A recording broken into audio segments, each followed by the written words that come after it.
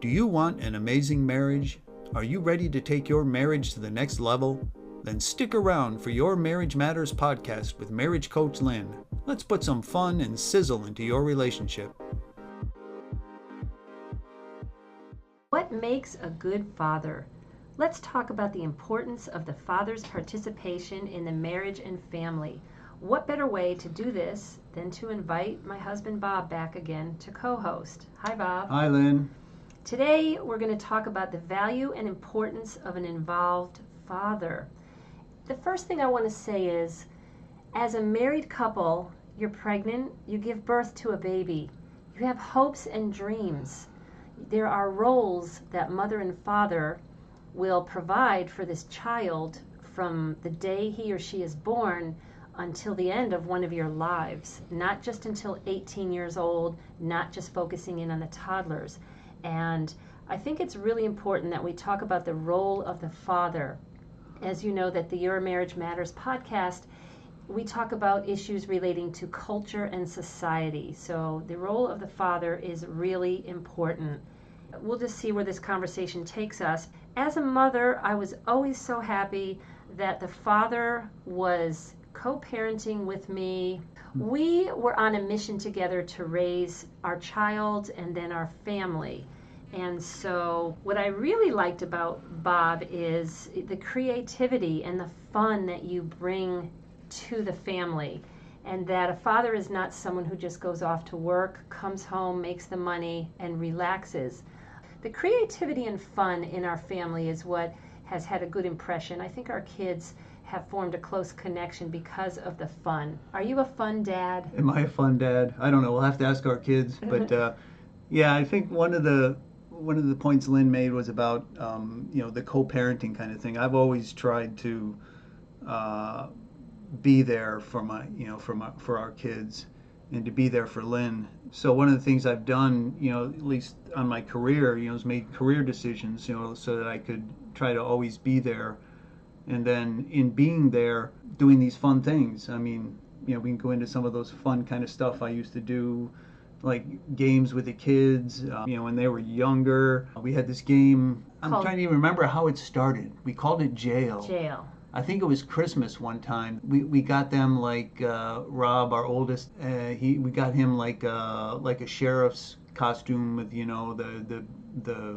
hat and the badge or something, and stuff. So I kind of took that over and then played like I was the jailer, and I would chase them and they would try to run away, and then I'd catch them and put them back in jail, and then say, all right, stay there, like a corner of don't the room. Get out. And then I would go find the other person, and then they would try to get out, and I'd have to go chase them again. And so those little fun memories. So whatever, but I just always wanted to make sure I was there for my kids. And being home for dinner, that was another thing. I always tried to be home for dinner. So that, I guess that was part of the career decisions. I didn't want to get a job that I knew I was going to have to do 10, 12 hours a day working. And, I tried to, keep from taking positions that would, cause me to have to work that much and not be there for our kids. And it was always fun. I remember too, when they were younger, driving home and pulling into the driveway, and my daughter's out there. I guess Rob was doing that too. He was the oldest, but running out, being the first one to open the door for me. Like, your dad's home, and he'd run out there. So Dad's home. Nice memories. Yeah. At the end of the day, man. Let's say you're 8, 6, and 4-year-old running out and just happy to greet their father at the end of the day. So you're doing something right when your kids look forward to seeing you and they want your presence in the home. Another thing that fathers can do that mothers might not are the differences in our personalities. I don't care about half of the Hollywood movies that come out, and you and the kids were interested in the Star Wars and the whatever that Bilbo movie is, the Lord of the Rings, the Lord of the Rings, and some of these movies. I'm very picky with movies, so the kids have memories with you and a connection. That's what I'm saying, the connection to the heart the father can provide in the family through doing fun and goofy and silly games, and through we had weekly games night. For a while we tried to have pizza on a Friday night with games, with board games. We're a big board games family. We took vacations. We went camping. Oh yeah, that's a good one. That the camping, we discovered, was a real good family thing to do because it got us all together and we'd go out. We had a pop-up camper and we'd tow that out to the campground, and it's real good quality time spending with your family, and it's awesome. So I would really encourage people to give that an idea if they want something to do. Camping involves adventure, education, conversation around the fire, some life skills, and it just was right up our alley to do that. So a lot of our vacations. One of the things I think that you've done good at, Bob, is to form individual relationships with each child. You even to this day, when they come down for Christmas, it's time to take Hillary out to lunch. God, it's Millie's turn, and you the rotate. Father-daughter date and the son date, whatever. Just I would try to do that, and I wasn't necessarily really regular at it, but I would, try to go out with as they got older, go out on a date, date quote unquote, basically go have dinner or go see a movie or whatever they wanted to do, just one-on-one time with each one of our kids. So you just maintain that relationship, and it's really increased my my joy at being a father. Mm-hmm. And I would like to think it increased our kids' joy and too. So. I think so. And it's important for the father to form intimacy with the kids. And I remember when they were younger, Bob, you had like a nightly ritual, and some of the kids you read extensively to. That's one other way I chose to try to spend time with our kids was the bedtime, tucking them in at night. I would do this other little game with them. I would jump in bed. I would jump into their bed and pretend that it was my bed and I was falling asleep. Instead of them, it's me. So I'd put my head on the pillow and I start snoring. And they'd be like, "Dad, wake up, wake up, wake up. What are you doing?" I'm like, "Oh, no, don't bother me. I'm sleeping in my bed." And they're, "Wake up, wake up." And they're like, "This is not your bed." And I'd be like, "What?" I'd look, just pretending, open my eyes. What are you talking about? This is not my bed. What'd you do with my bed? And I tell them, "You took my bed and you put this one here." And then they're, "No, I didn't do that." And I'm like, "What?" "Oh, silly me." And I would slap my forehead and, it was funny. And they would laugh. They'd all get That's it. great. See, being goofy. It sounds goofy now when I think about it, but they really, I think, really appreciated it and had fun with it. You were sharing yourself authentically with your children. You were connecting with them. And this, again, it bonds the heart, the father to the children. And there are also times, again, in going along with that theme of spending time one-on-one, I came up with this idea. Our firstborn is a boy, our second child is a daughter, and I decided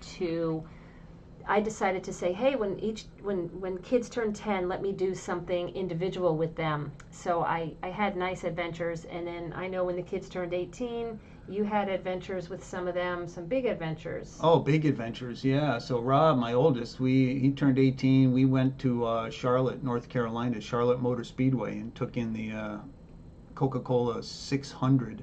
I think that was the one, the 600 at Charlotte Speedway there. Although it's Lowe's. What are they? I don't know what it Lowe's is Motor now. Speedway. I think Lowe's sponsored it, so it was like whatever. Whoever sponsored it at the time back in whenever that was, he turned 18, which seems like so long ago now. But anyway. And then with Melanie. And then Melanie, she also became a New York Giants football fan, just like your dad. Go Giants. So I took her up to a Giants game. I got tickets. We went up there. We got a hotel like right across from the stadium. And they have a little shuttle take you to the game, and then the shuttle takes you right back to the hotel. And we took a train. We took a train up there to that. So that was really... You're creating really memories. Memories. Fathers creating memories.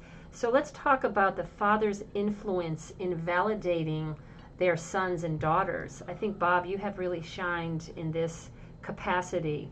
Validating your daughters just by being who you are. I don't think it's anything you planned out and went and did. We have young daughters that are very mature and not peer dependent and not doing what other girls do. And I don't want to be negative, I don't want to compare, but I just think that the father's influence, if spent time with you in your family, spending time is very important. Yeah, I think all those things I did with them, taking them out and, complimenting them, on their you know, if they had nice outfit or something or looked really good, I would compliment them. And things I do for you, you know, Lynn, when I try to, you know, Definitely. compliment you, I do the same thing for the kids, and that kind of validates them and makes. And another thing, we were a homeschooling family, and like Bob said, he would give me a lot of rest and reprieve when I needed it. If I felt overwhelmed, he came in, and then we decided, well, what could you teach the kids homeschooling? So you took on religious education. Oh yeah, I did the. Oh yeah, and in the faith too, passing on the faith to our kids. I think I thought that was really important in the family, so I would teach them the religious ed classes. So, you know, if you are religious, and no matter what faith, you know, it's a good idea for the dads to get involved and pass on that faith and live it and be an example. If you really want your children to adopt it, and you know, they need to see both parents, you know, living it. And I think that the actions speak louder than words. So you can teach your kids all the subjects in the world, but how are you living your life? Are you living with virtues, with honesty? And that's the thing too. You have to, if you're going to teach it, you obviously have to live it. So that was really the first thing I did before any of this, was just pray and, you know, and try to live our faith out. And I think that what you bring to the marriage is you're more consistent and disciplined than I am. You got those kids down every Saturday or whatever day it was, and they looked forward to it. Oh, Dad, chalk talk. He's bringing out the whiteboard. We're going to have a chalk talk. So you had consistency. We did the regular, they like the chalk talks, you know, the particular series that I used to teach. Was every now and then they'd have the chalk talk, they called it, which is they drew out, you know, this is what you put on the board, and it can illustrate the particular, you know, so it just really cements it in the kids. And I mean, you know, we're Catholic. That's what we were. I was teaching them, and right now, as my adult kids are all getting older, they're all still Catholic. So I kind of think, you know, I think it's important to try to be consistent. I would like to think that, you know, my consistency maybe had something to do with that. So I would really urge everyone to, you know, especially in this age nowadays, if you are religious, you know, because of, you know, it's becoming, society's becoming more secular, you know, so it can be difficult, but you have to be consistent, you have to do it, you have to pray. Yeah, and speaking of prayer, the last thing I want to bring up, what really, really has been excellent, is your gentle leadership. And I don't know whose idea it was, but after dinner or early evening, when the kids were young, for many years, we would gather them around and we would pray, which led into conversation. So not only is the dinner table, you were home almost every night for dinner. There were times where you were on business travel or your work, you were later. But when you spend time at dinner together, family when you play, time. when you pray, the family conversation. The family conference too. Oh, that's right. You remember that? See? We family conference. I would get together, you know, Lynn would tell me stuff that went on during the day, and I'd be like, okay, kids, we got to talk. Family conference, you're all invited, and you can't say no. I would laugh. So anyway, but you know, it was a time to get everybody together and talk, and it wasn't always all about, you need to get better. But it was really a way to talk about things in a positive light, get everybody together and kind of solution based, problem solving. So, you know, bottom line, be there. Fathers, husbands, be there for your family. That's all, maybe the number one key is. And then what I've said was just some ways to. I think in our short period of time, we've probably covered most of what we have time to cover, I guess. At the end of each podcast, I like to leave you with a little something to think about. And so I hope that you, the husband and wife, will sit down and express gratitude for everything that's going well as far as fathering. And then to bring up what things you could do to make your family even better than what it is today. I believe that a dad that's home for dinner is a recipe for a winner. The family that prays and plays together stays together. So dads, Be fun, be involved. That's what I think has worked out well for our family, and I hope is working out well for your family too. Till next time, make your marriage great.